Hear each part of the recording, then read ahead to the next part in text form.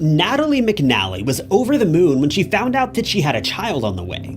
Her boyfriend and parents were equally excited, but on a cold December morning in late 2022, this excitement was taken away from her.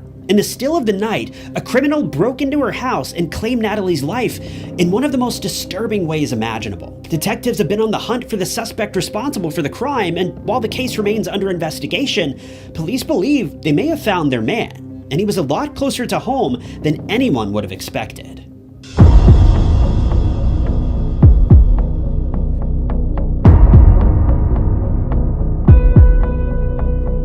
Natalie McNally was, by every definition, a happy and independent young woman. She had grown up in Lurgan, located in Northern Ireland. Alongside her three brothers, Natalie had a fairly typical childhood, growing up in a great community surrounded by family who cared for her. Lurgan may not be a very well-known town, but it's only about 18 miles from Belfast, so pretty much anything you could ever need or want was within driving distance. With a population of around 28,000 people, it would be difficult to describe Lurgan as a small town, but the community was very strong and very close. It's been described by many in the area as a place where no one bothers to lock their doors because crime is never really an issue. It's been the perfect place to raise a family for decades, and this is likely why the population of Lurgan continues to grow every year. Natalie McNally loved it here. She had countless friends that she could always count on, but more importantly, she had family. While she was certainly close with her friends from work and her former years at school, she was closest with her mother. The two did everything together: shopping, crafts, housekeeping, local events, everything.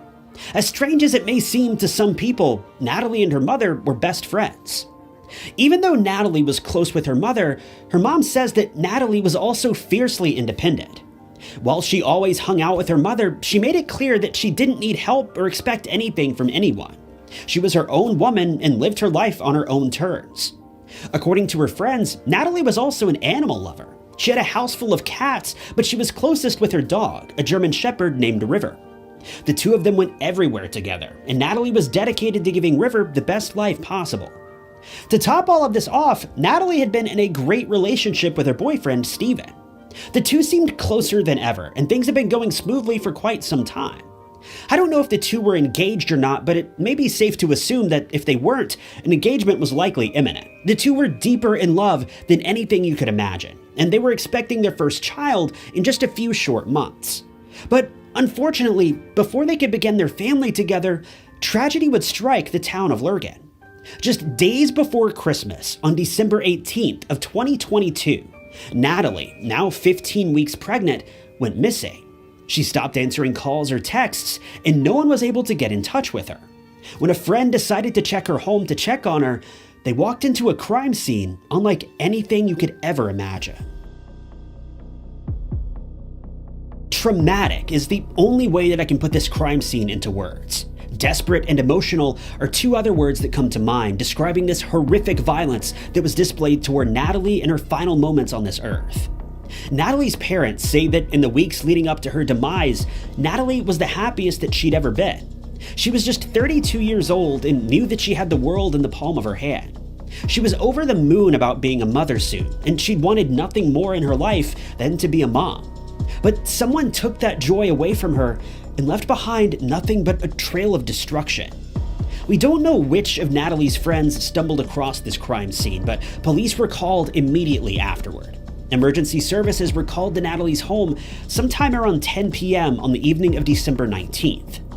As we would learn soon after, the crime had been committed the previous day, but Natalie wasn't found until about 24 hours afterward. Medics were initially hopeful that Natalie could be saved, but unfortunately, they called off all rescue attempts at the scene. Natalie was gone. When police reviewed CCTV footage from the area that was recorded the evening of the crime, they noticed a scary-looking man who was acting very suspicious. He had walked down Natalie's street at about 8:52 p.m. By 9:30, he was seen leaving the street, coming from the direction of Natalie's house. The best I can tell, there was no footage of Natalie's actual house, only footage of the surrounding areas. But the CCTV footage was more than enough for police to pin down their first suspect. A suspect was tracked down fairly quickly, and he was arrested the following day. By all means, police were pursuing the case with a sense of urgency, but unfortunately, the man had an alibi. The lead suspect was released from police custody on December 20th, and detectives officially announced that they were treating Natalie's case as suspicious.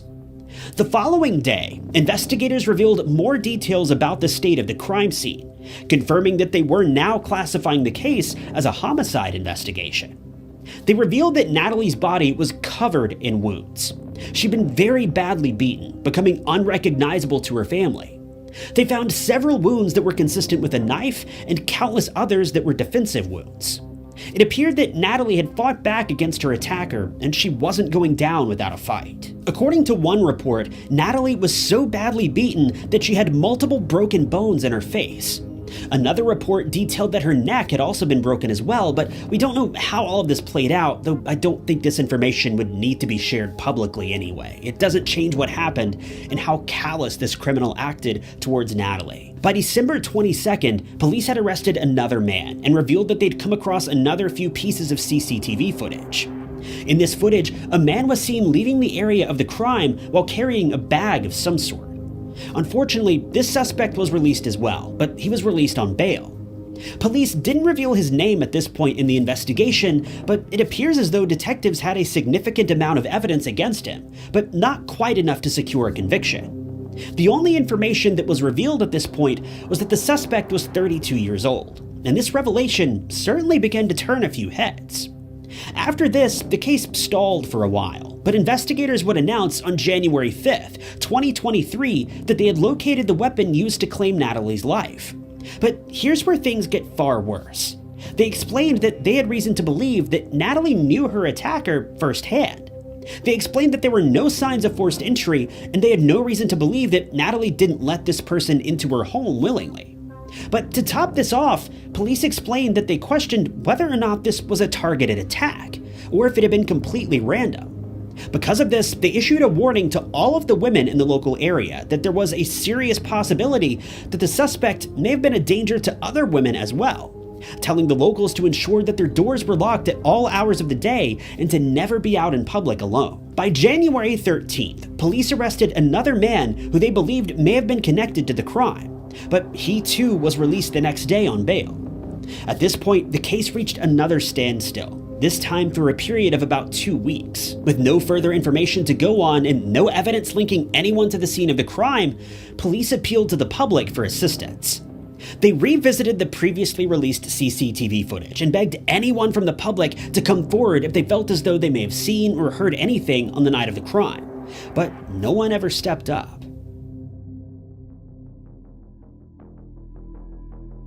It wouldn't be until January 31st, over a month after the crime, that police would announce that they had the criminal in custody. But it wasn't who anyone would have ever expected. Police had arrested their first suspect, who we mentioned a moment ago, once again. This time they had new evidence against him, but we don't know exactly what this evidence was. This time they were pursuing allegations against this man far more aggressively, and he was sent to the local police station for a full-fledged interrogation. Just 2 days later, this suspect was officially charged with homicide. A few days after this, the suspect's name was revealed, and it came as a shock to everyone, especially Natalie's family. It was someone they all loved and respected, and certainly the last person they would have ever expected to be capable of such a thing. After all, it was the man who claimed to love Natalie the most, her own boyfriend, Stephen McCullagh. Police explained that Stephen was brought in for questioning after they'd originally spoken to him on the night of December 19th. If you don't remember, he was the suspect who police initially arrested, but they let him go after they found out he had an alibi that was virtually undeniable. And I'll be honest, his alibi for that evening was truly remarkable. Stephen has a YouTube channel, and it seems that he mostly used the channel for gaming. In particular, he was a big fan of the Grand Theft Auto series, and it seems like he played these games quite often on his channel. Stephen is also involved in the local media industry, so he knows his way around a computer and certainly knows a thing or two about entertainment. On the night of Natalie's demise, Stephen said that he was at home playing Grand Theft Auto. But not only this, he said that he was live streaming his session to dozens of people. His alibi was as airtight as they come.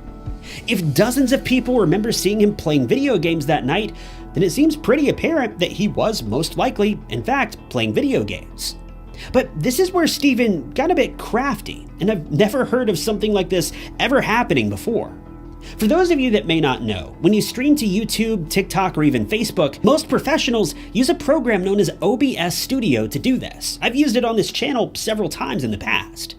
But the thing about OBS is that it gives you far more features than your traditional streaming app or streaming software. One of those features is the ability to live stream pre-recorded files. This is why, for example, when you see bands performing on live streams, they sound so much better than you may have expected them to sound live, because it's usually all pre-recorded and heavily edited. Well, Stephen pulled off this same thing on the evening of the crime. He had pre-recorded himself playing Grand Theft Auto for more than 6 hours, then used this computer software to replay that file live to his viewers. As far as his viewers knew, Stephen was sitting behind his desk playing Grand Theft Auto.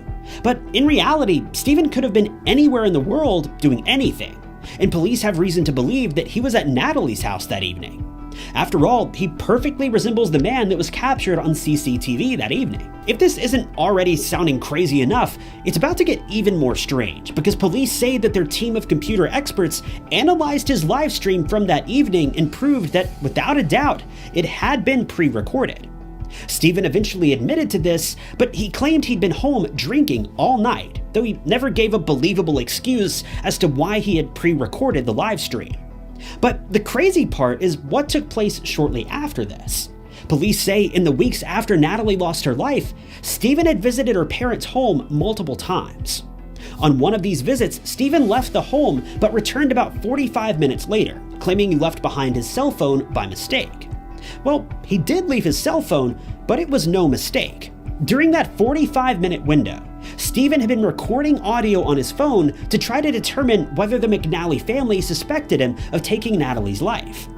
We don't know if Stephen was ever able to find the information he was looking for, but it doesn't seem like he did. On top of this bizarre piece of evidence, police say that they have CCTV footage that follows him to a bus station in Lurgan that evening, as well as additional footage placing him in the proximity of Natalie's home during the time the crime was committed. They even claim to have footage of him returning home later that evening. All in all, investigators have tracked Stephen throughout every step of the crime. But this all begs one big question. If Stephen and Natalie were as in love as everyone says, and she was carrying his child, why would he want to take her life? Well, sometimes the truth is stranger than fiction. Jealousy is a powerful motivator. For Stephen, this was especially true. Bear in mind, this case is currently ongoing, and there's only so much information and evidence that we can go on for now. But according to investigators, Stephen McCullagh was a very jealous man. When he found out that Natalie had been speaking with other men through text messages, he took great offense. According to police, Stephen had found out that Natalie had been texting an ex-boyfriend through WhatsApp. In total, officers say that just 33 messages were exchanged between the two. In today's world, and in my opinion, this would lend itself to an off-the-cuff short conversation, maybe just two people catching up. But for Stephen, this meant war. The problem with this story is that we don't know the content of the messages. In Stephen's eyes, Natalie had crossed a line, and it seems that he was under the assumption that she was cheating on him. In all reality, she may have been, we just don't know. But a total of 33 messages makes this seem like a bit of a stretch. Granted, you can say a lot in just a single text message, but 33 messages still doesn't sound like much of an affair or relationship, but that's purely my opinion. It could be that there truly was a relationship between Natalie and this ex. And maybe Natalie's child didn't even belong to Stephen, who knows? There's a million ways you could look at this situation. But there's only one way to look at it properly. No matter what Natalie did, she didn't deserve what took place that evening. Police say that on the evening of the crime, Natalie's phone had been unlocked 9 times between 8:52 and 9:30 p.m. Investigators believe that these unlocks were due to Stephen scrolling through Natalie's text messages, presumably catching her in the act. Take it from someone who's been on the other end of a situation like this, whatever Stephen found in those messages likely broke him in the deepest parts of his soul. He'll never be the same after seeing something like this. To be fair, that's incredibly unfortunate, and for many people, it could lead them down a dark path for the rest of their lives. But one of the biggest things you have to remember in situations like this is that it's never an excuse to take your anger out on someone, certainly not in a physical way, and certainly not to the extent that Stephen went. Relationships are complicated, and one of the most dangerous parts of a relationship is admitting that you've taken your emotional well-being and placed it into the hands of someone else. Someone who could tear you apart from the inside out if they felt like it, sometimes just to spite you. The scariest part of a relationship is that lack of control, the lack of proof, knowing just how deeply you love another person, but never fully being able to know whether or not they feel the same way.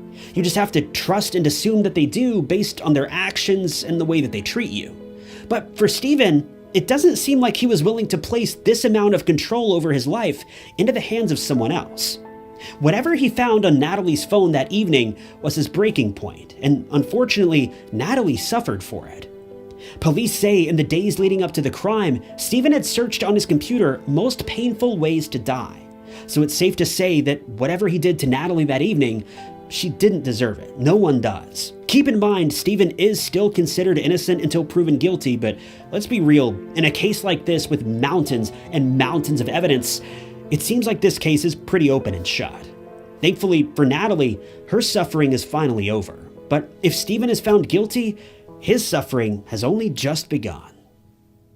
Thanks for tuning in to another episode of True Crime Stories. If you liked this video, be sure to hit the like button and consider subscribing so you can stay up to date with all of the future cases I'll be covering.